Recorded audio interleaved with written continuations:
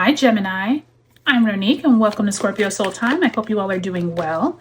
Welcome to your mid-February through mid-March career tarot reading 2025. This is where we're going to look at your finances, your job. Where is it that you can use the astrological energies for your betterment? This is a big time here as we will have all planets direct February 23rd through February 28th. Great time for you to initiate, plant some seeds in areas that possibly you haven't in the past. We will also have eclipse season beginning here, Gemini, here in March. March 14th, we have the Lunar Eclipse, which will be a full moon in Virgo. And we will also have Venus and Mercury both retrograding in the month of March. So lots going on as usual. We are in a very dynamic year. Do check the description box below for all the important dates from mid-February to mid-March. If you haven't subscribed, I would love if you would. All right, Gemini, let's see what Spirit has for you. You start off mid-February with the Two of Swords in the reverse, as well as the Queen of Wands, also in reverse. The end of February finds you with the King of Cups, as well as the Three of Cups. Always good to see the Three of Cups. You start off March with the Five of Pentacles in the reverse, as well as the Empress card. This is your first major arcana that you've gotten in reverse.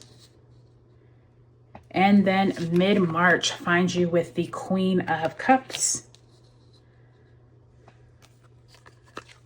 along with the Ten of Pentacles. Beautiful energy there with that Ten of Pentacles, Gemini, by the time you're getting to mid-March, which is right around when that eclipse occurs in Virgo. So beautiful energy there. Glad to see that at the end. All right, Gemini, let's have Spirit send you a card representing the energy that you bring into mid-February around your career.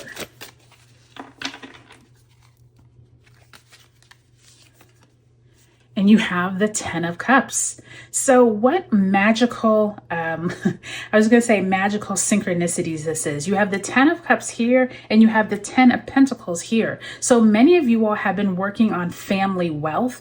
Many of you all have been trying to either work on some type of legacy to leave to your children. Possibly you or a spouse have been working on finding ways to teach your children about money.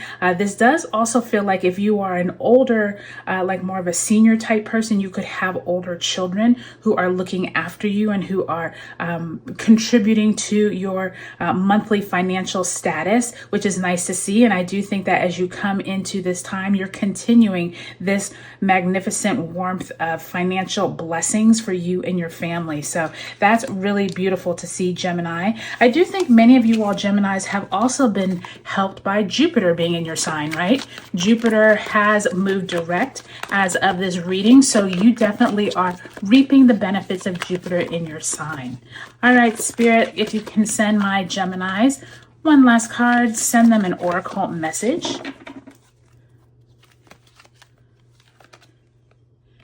And you have victory and success. So, I mean, your spirit guides are really talking to you today, Gemini. Victory and success. You have that Three of Cups, that Ten of Pentacles, Ten of Cups. You all have a lot of blessings to be glad about. And I do think that during this period of time, you all will discover the victory and success throughout. If you are trying to change jobs or change careers, this could be a really good time to do so. I do think many of you all are really concentrating on how you can make sure you are upping the ante, if you will, with your family, making sure that they are set, they are secure. And I do think that if any of you all are almost feeling like you haven't reaped this victory and success, do know that it is in the ethers for you to grab, okay? So you just have to get yourself in alignment with that victory and success, Gemini. But many of you all are very close to it, especially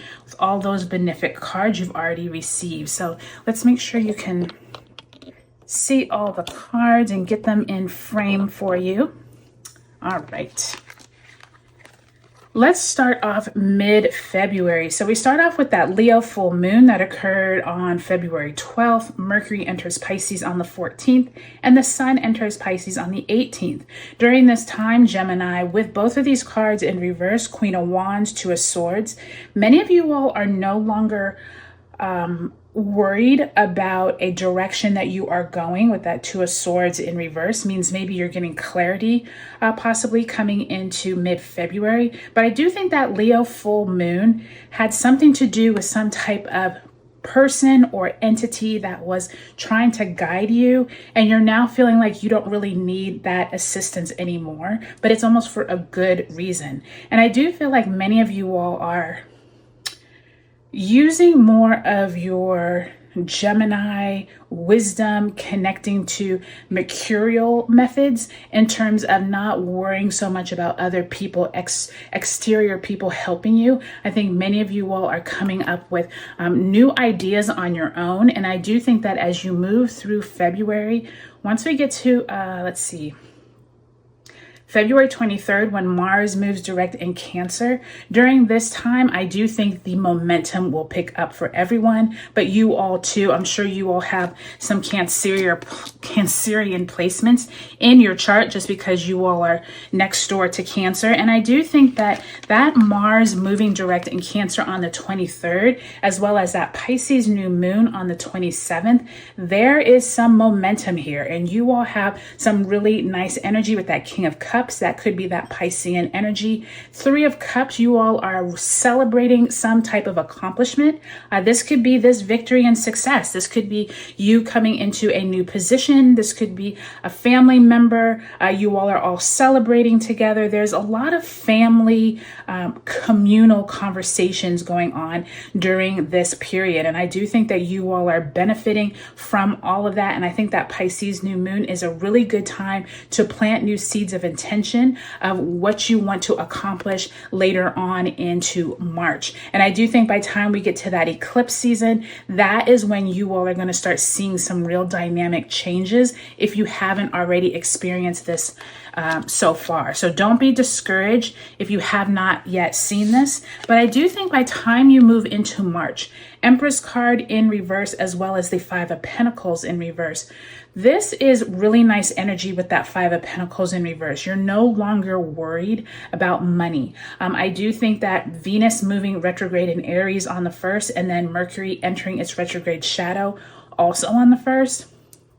This is some big energy, you all. And I do think that you all are almost looking at this as almost a rebirth, if you will. I think this Empress card in reverse does suggest that you all could have had some projects that you were trying to move forward on, or just trying to get some traction.